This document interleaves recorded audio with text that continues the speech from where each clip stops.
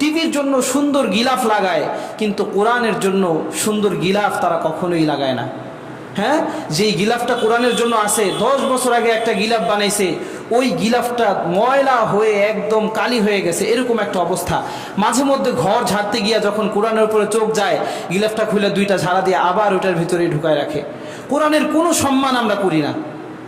কোরআনের পাতাগুলো এক একটা তিলা পড়ে গেছে, মানে একটা বই না পড়তে পড়তে এটা ময়লা আবর্জনা এরকম স্তূপ হয়ে গেছে, এরকম অবস্থা। অথচ আমরা চিন্তা করি যে আমাদের শাসন ব্যবস্থা এত ভালো হয় না কেন, আমাদের দ্রব্যমূল্যতে এত খারাপ অবস্থা কেন, আমাদের দেশের মানুষগুলো এত খারাপ কেন, আমাদের দেশের প্রতিটা সেক্টরে এত দুর্নীতি কেন।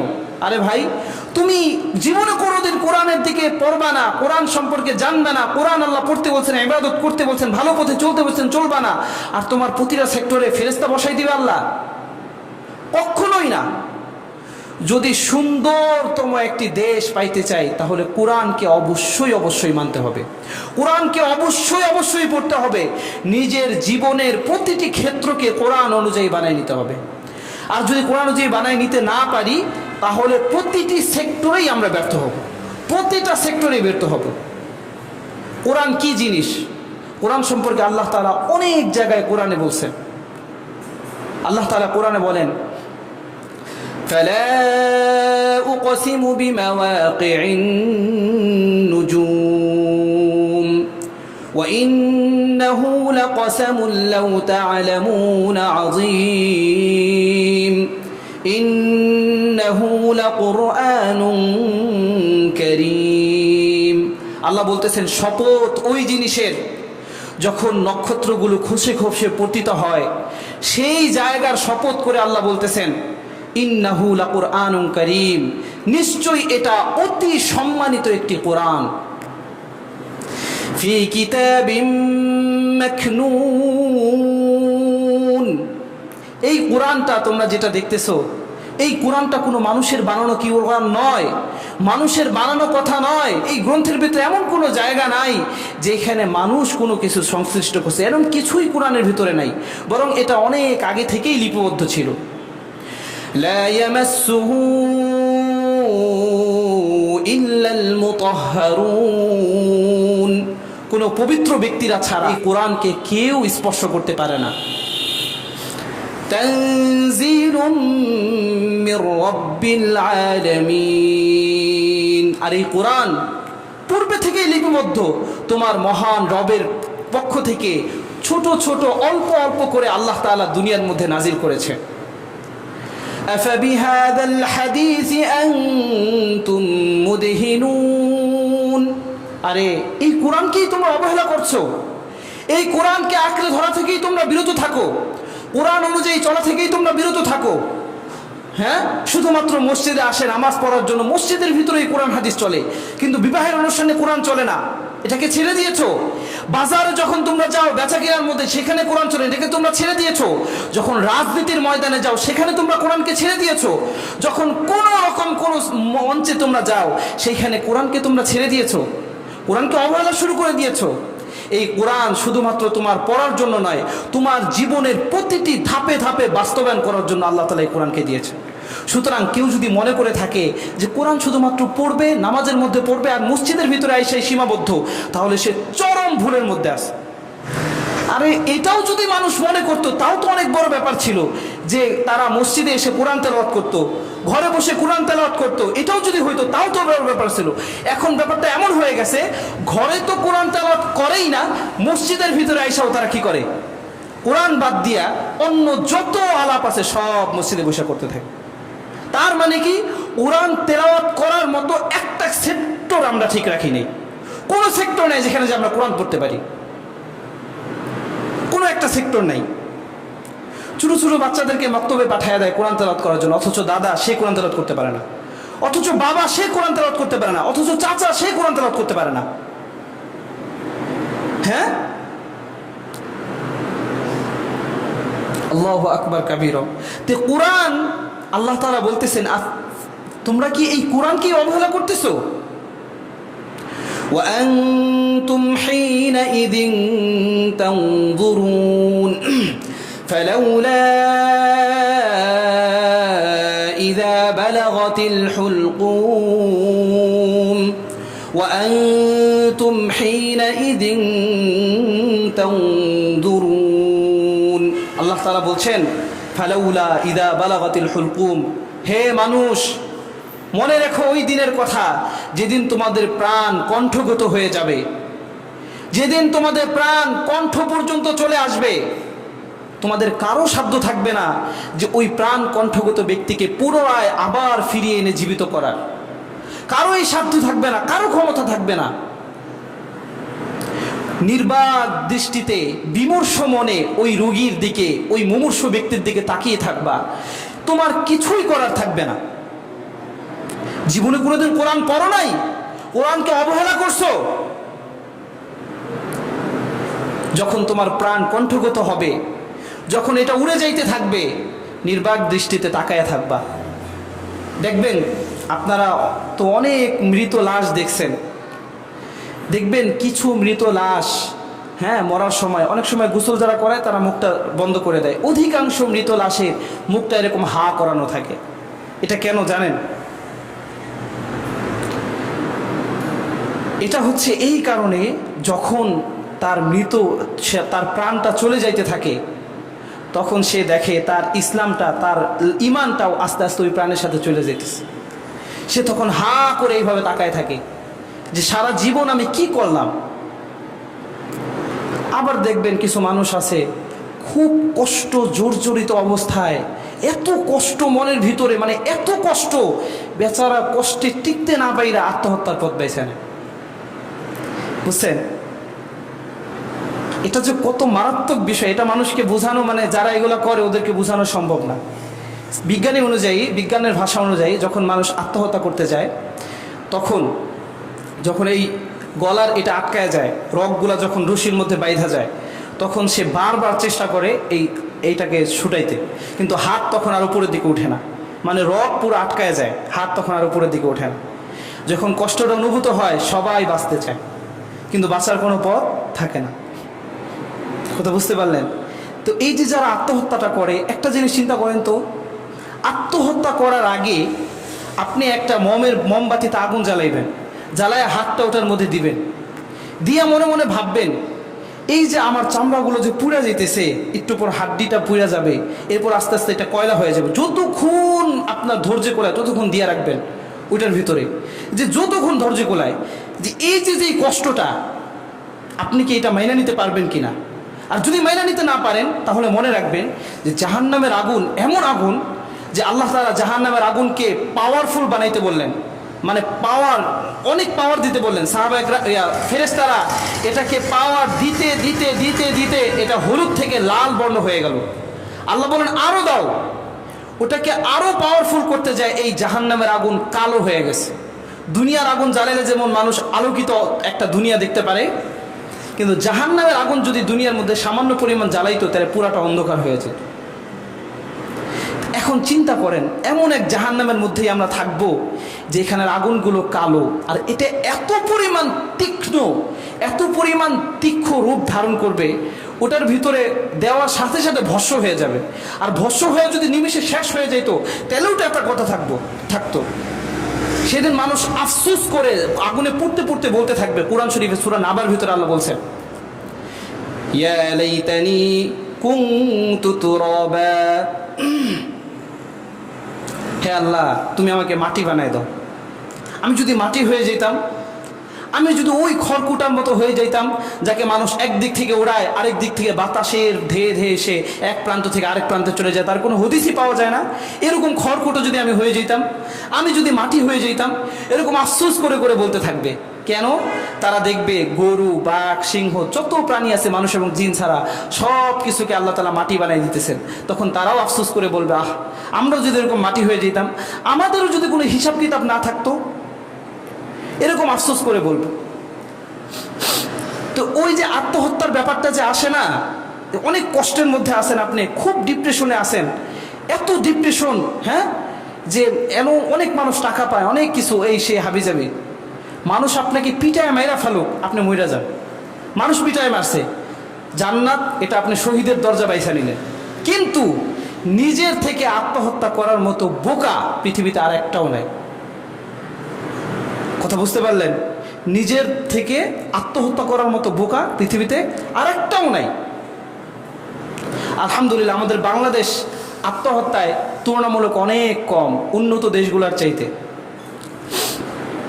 তো এটা কখনোই মনের ভিতরে চিন্তা করবেন না, আরে ভাই কি পরিমাণ আমল আমরা করছি, কি পরিমাণ কি করতে পারছি যে এখন মইরা যায় জান্নাতে যায় আমি শান্তি পাবো মনে করতেছি, কবরে গেলে মনে হয় শান্তি পাইতাম। ভাই কবর তো এমন এক জগৎ যেটা শেষ হবার না। দুনিয়ার জগৎটা তো একদিন শেষ হয়েই যাবে, কিন্তু কবর তো এমন এক জগৎ যেটা শেষ হবে না। সে বোকার মতো এক জগতের কষ্ট সহ্য করতে না পাইলে আরেক এমন জগতে যাইতেছে যে এটার কষ্ট শেষ নেই। আল্লাহ তাআলা কোরআন শরীফে সূরা তাওবার ভিতরে বলেন, ইন্নাল্লাহা আশতারা মিনাল মুমিনিন আনফুসাহুম ওয়া আমওয়ালাহুম বিআন্না লাহুমুল জান্নাহ। ইন্নাল্লাহা আশতারা মিনাল মুমিনিনা আনফুসাহুম ওয়া আমওয়ালাহুম বিআন্না লাহুমুল জান্নাহ يقاتلون في سبيل الله فيقتلون ويقتلون وعدا عليه حقا في التوراة والإنجيل والقرآن ومن أوفى بعهده من الله فاستبشروا ببيعكم الذي بايعتم به وذلك هو الفوز العظيم। আল্লাহ তাআলা কোরআন শরীফের ভিতরে বলেন যে তোমার জান এবং মালকে আমি ক্রয় করেছি জান্নাতের বিনিময়ে। কিসের বিনিময়ে? জান্নাতের বিনিময়ে। যখন তুমি তোমার জান এবং মালকে আমার কাছে দিলা না জান্নাতের বিনিময়ে, তখন তুমি তোমার জন্য জাহান্নামকে বাছাই করে নিলা। কথাটা বুঝতে পারলেন ব্যাপারটা? সুতরাং কেউ যদি নিজের ইচ্ছায় নিজের ডিপ্রেশন কাটাইতে না পাইরা কষ্টে দুঃখে, বেচারার এত পরিমাণ সম্পত্তি তার কাছে মানুষ পায়, কষ্টে দুঃখে টিকতে না পাইরা, স্ত্রীর জ্বালায় টিকতে না পাইরা আত্মহত্যার পথ বাইছে নেয়, নাউজুবিল্লাহ, পৃথিবীর সবচাইতে নিকৃষ্টতম ব্যক্তি ওই ব্যক্তি। কথা বুঝতে পারলেন? এটা কখনোই করা যাবে না। তো যাই হোক, যেটা বলতেছিলাম যে আল্লাহ তাআলা কোরআনে বলেন, আরে তুমি যে কোরআনকে অবহেলা করো, তোমার জীবনের প্রতিটি সেক্টর থেকে যে তুমি কোরআনকে বাদ দিয়ে দিছো, যখন তোমার জানটা কণ্ঠগত হয়ে যাবে, প্রাণটা উড়ে যাইতে থাকবে, তখন কি তুমি নির্বাকভাবে তার দিকে তাকায়া থাকার চাইতে আর কিছুই করার থাকবে না। তোমার আশপাশের মানুষগুলা বসে বসে থাকবে আর দেখবে, এই মানুষটাকে যদি আমি বাঁচাইতে পারতাম। অনেক চেষ্টা করবে কিন্তু কোনোভাবে তারা বাঁচাইতে পারবে না। ওয়া আনতুম হিনা ইদিন তানজুরুন, তারা তাকায় তাকায় দেখা ছাড়া তাদের কোনো গতি থাকবে না। ওয়া নাহনু আকরাবু ইলাইহি মিনকুম ওয়ালাকিন লা তুবসিরুন। আল্লাহু আকবার। আল্লাহ তাআলা বলতেছেন, আরে ওই মৃত্যুর সময় যখন তোমার প্রাণ কণ্ঠাগত হয়, তখন তোমার কাছে কেউ থাকে না, শুধুমাত্র আমি থাকি, কিন্তু তুমি এটা দেখতে পাও না। তোমরা মানুষরা এটা লক্ষ্য করো না, তোমার সবচাইতে নিকটবর্তী থাকি আমি একমাত্র আল্লাহ। সুতরাং যদি আমাকে নিকটবর্তী করতে চাও তাহলে আমার পথে চলতে হবে, কোরআনের পথে চলতে হবে। হ্যাঁ, কোরআনকে ঘরের মধ্যে থুইয়া পৃষ্ঠার মধ্যে তিল পাড়ায় ফেলাইবা, আর ওই গিলাফটা 10 বছর পরে একদিন ঝাড়া দেবা ঘর পরিষ্কার করতে গিয়া, আর তুমি মনে করো যে তোমার জীবনটা খুব শান্তিময় হবে। এই দেশের ভিক্ষুককে দিয়েও তুমি শান্তি পাবা না, অন্য মানুষ তো অনেক দূরের কথা। কথাটা বুঝতে পারলেন?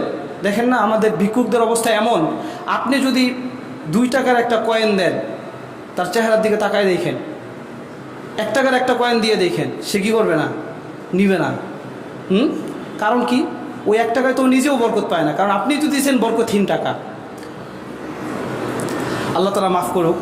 তো যাই হোক, তো কোনো কিছুতেই কি পাওয়া যাবে না? শান্তি পাওয়া যাবে না। তবে যদি নিজের জীবনের প্রতিটি সেক্টরকে কোরআনকে বাস্তবায়ন করা যায়, তার মতো শান্তি এই দুনিয়াতে আর কোনো কিছুতেই থাকবে না। এই জন্য আল্লাহ বলতেছেন, যখন তোমার মরার সময় হয় সবচাইতে নিকটবর্তী থাকি আমি, আর আমাকে যদি নিকটবর্তী ভালোভাবে পাইতে চাও তাহলে কোরআন অনুযায়ী চলতে হবে।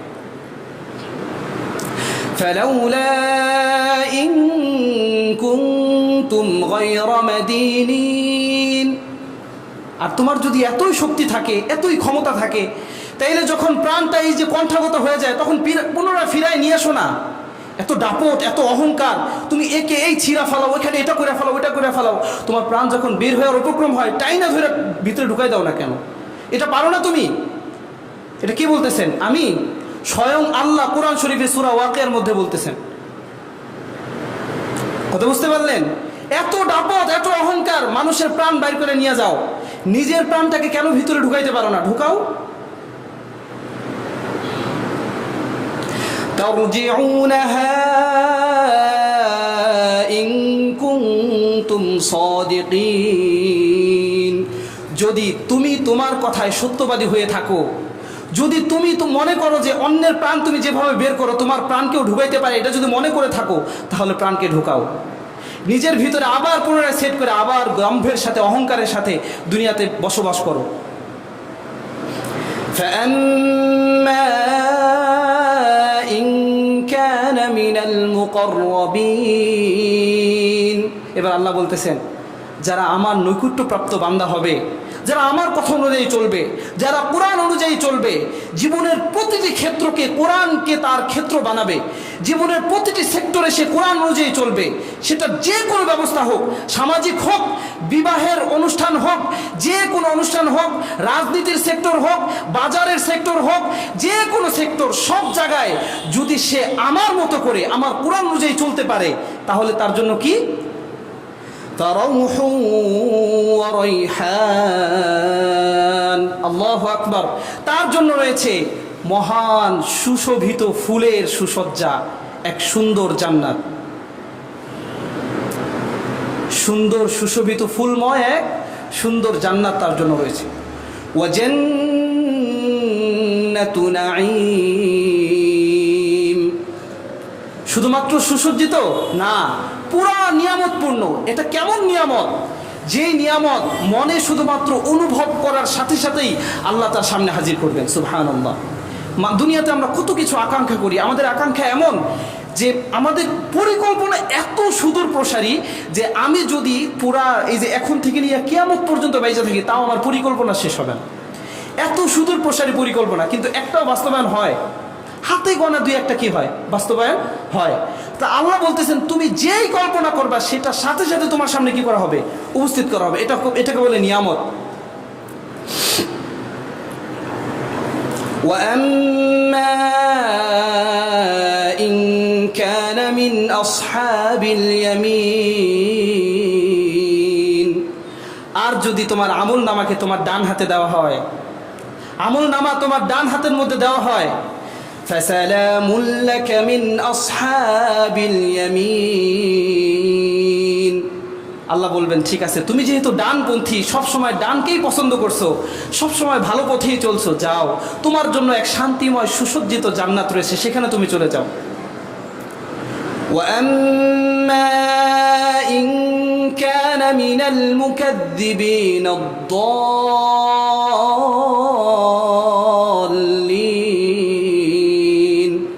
আর যদি তুমি এমন ব্যক্তি হও বামপন্থী, সব সময় খারাপভাবে চলে, হ্যাঁ, আল্লাহর কোরআন অনুযায়ী সুবিধা অনুযায়ী চলে, যেখানে ইসলাম দরকার সেখানে ইসলামকে রাখে, আর যেখানে ইসলাম দরকার না তখন লাথি মেরে ফেলায় দেয় ইসলামকে। আদালতের কাঠগড়ায় আমরা তো যাই মাঝে মধ্যে হাজিরা দিতে, সেখানে বড় বড় সন্ত্রাস 10-12টা খুন করে আসছে, তার মাথায় সুন্দর টুপি, সে দাঁড়ায় কিভাবে জানেন? এইভাবে দাঁড়ায় থাকে, কোনোদিন আল্লাহর সামনে নত হইয়া সুন্দর বিনয়ীভাবে দাঁড়ায় নাই। বিচারক দুনিয়ার সামান্য 1-2 টাকার বিচারকের সামনে এইভাবে দাঁড়ায় থাকে, জজ ব্যারিস্টারের সামনে, ভয় যে যদি আমাকে জেলে ঢুকায় দেয়, যদি বেল কাইটা দেয়।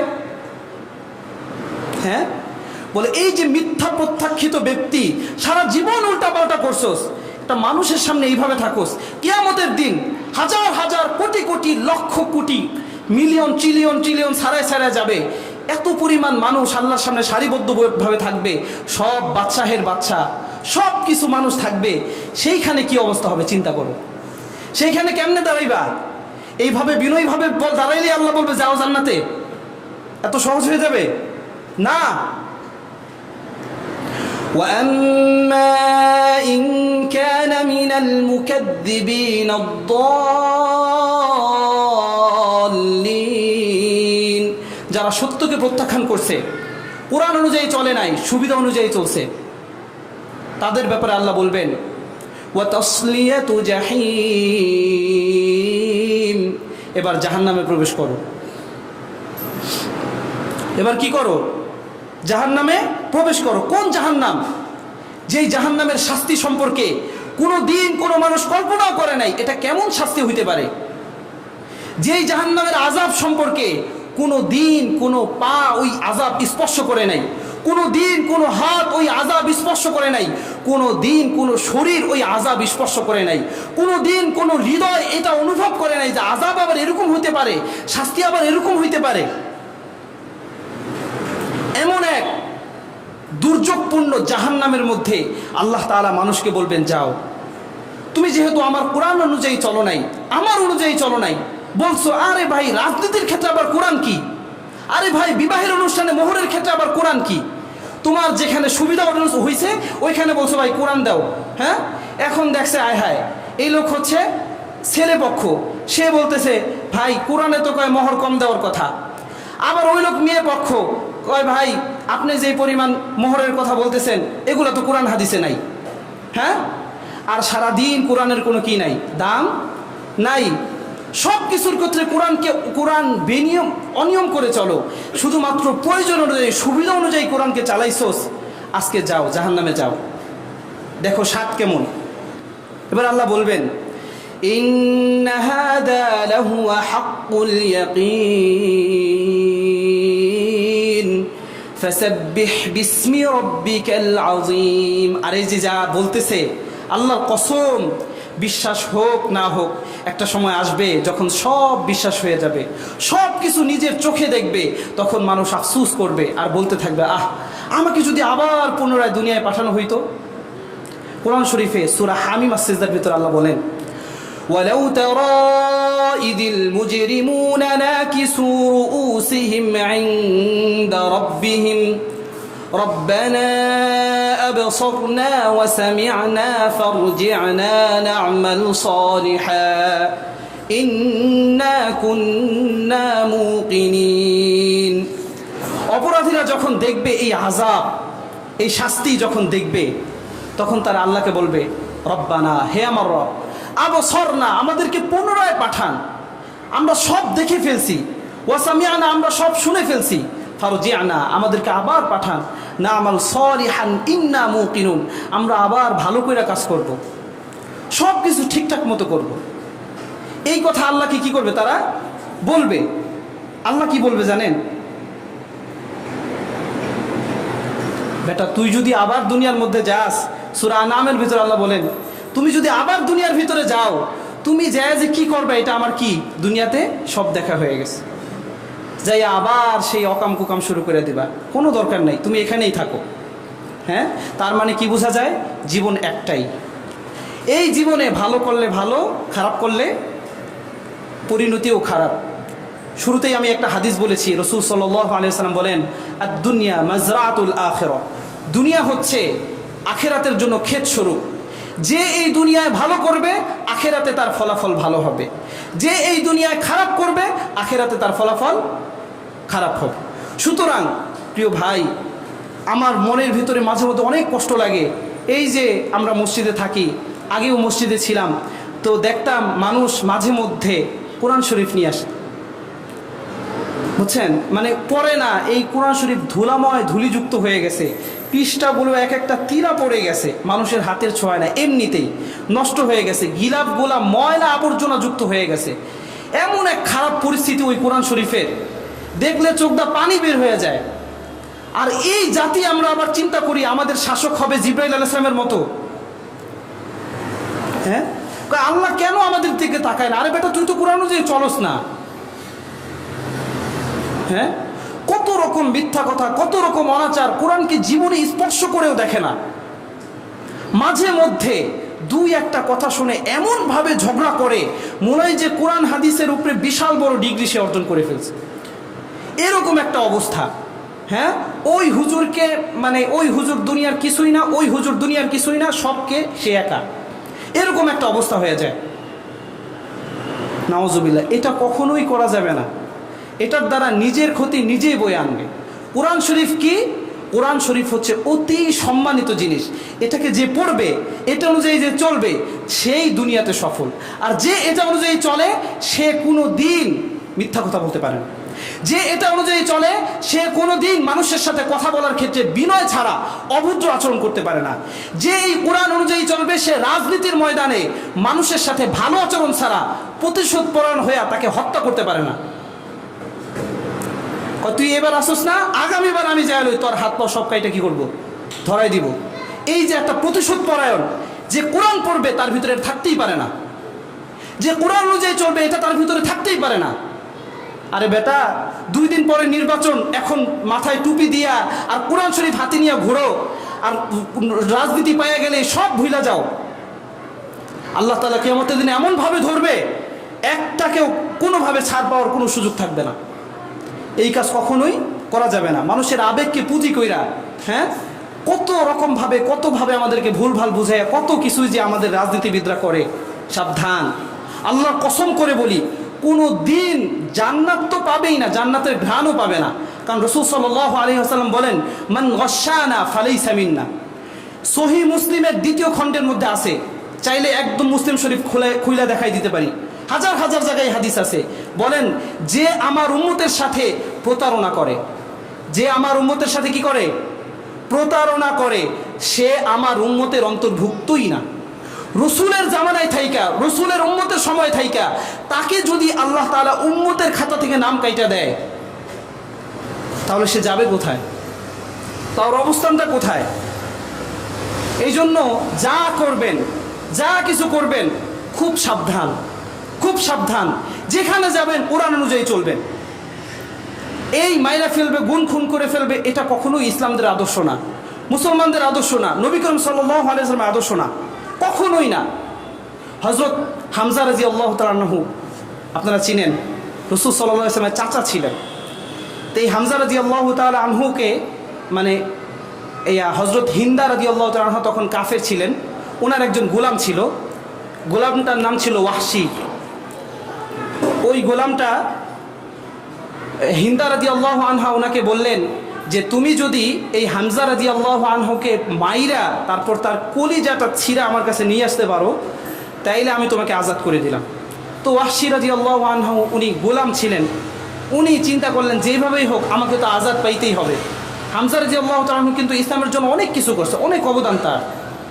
তো পরবর্তীতে ওয়াহশী রাদিয়াল্লাহু তাআলা আনহু কোনো এক যুদ্ধের ময়দানে যায়, তারপর উনি ওই হামজা রাদিয়াল্লাহু তাআলা আনহুকে পিছন থেকে বর্ষা মেরে শহীদ করে দিলেন এবং তার কলিজাটা বের করে নিয়ে আসলেন। হিন্দা রাদিয়াল্লাহু আনহা তখন কাফের ছিলেন, ওনার হাতে দিলেন। দেওয়ার পরে উনি মদ আর এই কলিজা কাঁচা চাবায় চাবায় খাইছে, এতটা মানে বিক্ষুব্ধ ছিলেন এই হামজা রাদিয়াল্লাহু তাআলার প্রতি। তো এই ওয়াহশী রাদিয়াল্লাহু তাআলা আনহু যখন তিনি বুঝতে পারলেন যে আমি যা করছি সব অন্যায়, ইসলাম ধর্মই সঠিক, উনি রাসূল সাল্লাল্লাহু আলাইহি ওয়াসাল্লামের কাছে গোপনে মুখ ঢাইকা গেলেন, ইয়া রাসূলুল্লাহ, আমি আমার অন্যায় থেকে ফিরে আসছি, আমাকে যেভাবেই হোক আপনি কি করেন, ক্ষমা করে দেন, আমি ইসলাম ধর্ম গ্রহণ করতে চাই। রাসূল সাল্লাল্লাহু আলাইহি ওয়াসাল্লাম তাকে ইসলামের ছায়াতলে ছায়া দিলেন। তবে ওনাকে বললেন যে, তুমি কখনো তোমার মুখ আমার সামনে দেখাইবে না, কারণ ওনার চাচাকে এইভাবে মেরে ফেলছে, উনি এটা নিতে পারেন নাই। কিন্তু ইসলামের সবচেয়ে সৌন্দর্যটা কি, উনি মাফ করে দিলেন। মাফ করে দিয়ে এই এক মহান খুনি ব্যক্তিকে এক মহান মানুষ আদর্শে আদর্শিত করলেন, যে ওই ব্যক্তি পরবর্তী জীবনে সাহাবী হয়ে গেলেন। আর এমন সাহাবী যার ব্যাপারে আল্লাহ বলতেছেন, রাসূল সাল্লাল্লাহু আলাইহি ওয়াসাল্লাম বলতেছেন, আস-সাহাবী কান নুজুম বিআইহিম ইকতাদাইতুম ইহতাদাইতুম। হাদিস শরীফে আসছে যে আমার সাহাবী হচ্ছে তারকার মতো, আমার সাহাবী তারকারাজির মতো। যে ব্যক্তি, আগেকার দিনে মানুষ তারকা দেখে দেখে পথ চলতো, আপনারা যারা পুরান মানুষ আছেন জানেন, বলতেছেন যে আমার সবচাইতে ছোট সাহাবীকে অনুসরণ করে চলতে পারবে, সেই হেদায়েত পেয়ে গেল। সে কি পেয়ে গেল? হেদায়েত পেয়ে গেল। তো এই ওয়াহশী রাদিয়াল্লাহু তাআলা আনহু একজন সাহাবীকে শহীদ করে দিয়েছেন, তারপরেও দেখেন ইসলামের কত মহান মর্যাদা, রাসূল সাল্লাল্লাহু আলাইহি ওয়াসাল্লাম তাকে কি করছেন, মাফ করে দিয়েছেন। সুতরাং যদি কেউ ক্ষমতায় চলে যান, পূর্বে কি হয়েছে না হয়েছে এই জন্য যে তাকে আইসা আবার মারতে হবে, এই বিষয়টা কখনোই করবেন না। তো কোরআন অনুযায়ী সব কিছু যদি চলেন, জীবনে শান্তির কোনো অভাব হবে না। আল্লাহ তাআলা আমাদেরকে পুরা পৃথিবীর যত সেক্টরে আমরা চলাফেরা করব, সব সেক্টরে কোরআনের বিকল্প অন্য কিছু থেকে আমাদেরকে হেফাজত করুন। শুধুমাত্র কোরআন অনুযায়ী চলারই তৌফিক আমাদেরকে দান করুন।